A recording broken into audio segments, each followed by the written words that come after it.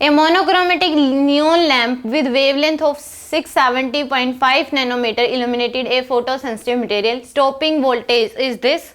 What will be stopping voltage if the source light is changed with another source of wavelength this. Stopping potential बतानी है, क्या हो जाएगी? तो यहाँ से फर्स्ट केस में अगर देखें तो ई पी इक्वल टू क्या होता है, काइनेटिक एनर्जी प्लस में वर्क फंक्शन। तो ई पी की वैल्यू आ जाएगी 1240, ये इलेक्ट्रॉन वोल्ट नैनोमीटर में होती है, डिवाइड बाय 670.5। कन्वर्ट करने की जरूरत नहीं होती, इलेक्ट्रॉन वोल्ट में ही आ जाएगा।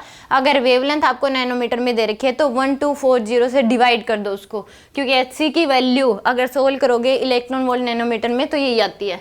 माई इक्वल टू काइनेटिक एनर्जी कितनी आ जाएगी, क्योंकि स्टॉपिंग पोटेंशियल इतनी दे रखी है तो काइनेटिक एनर्जी होती है ई वी नोड के बराबर, स्टॉपिंग पोटेंशियल इनटू में चार्ज ऑफ इलेक्ट्रॉन, तो 4.8 electron volt plus work function.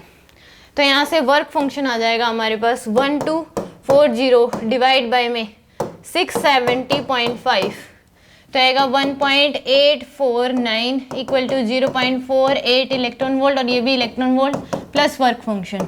तो वर्क फंक्शन आ जाएगा, माइनस कर दो इसमें 0.48, तो आएगा आपके पास 1.36 इलेक्ट्रॉन वोल्ट, ये वर्क फंक्शन आ गया। तो यहाँ से अब इसने पूछा है स्टॉपिंग पोटेंशियल पूछी है, तो ई पी की वैल्यू कितनी आ जाएगी, 1240 डिवाइड बाय वेवलेंथ इतनी कर दी 476.6 equal to E V naught dash plus में वर्क फंक्शन है 1.36, और ये इलेक्ट्रॉन वोल्ट में है, और ये भी किस में आएगा आपके पास, इलेक्ट्रॉन वोल्ट में। तो यहाँ से अगर हम देखें 1240 डिवाइड बाय में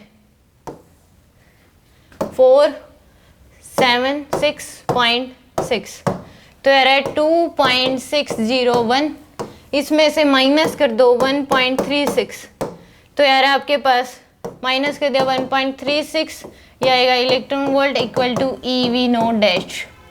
तो यहाँ से वैल्यू आ जाएगी 1.24 volt equal to V naught dash, ये आपके पास क्या आ जाएगी, स्टॉपिंग पोटेंशियल 1.25, यानी कि सी ऑप्शन क्या हो जाएगा इसका करेक्ट होगा।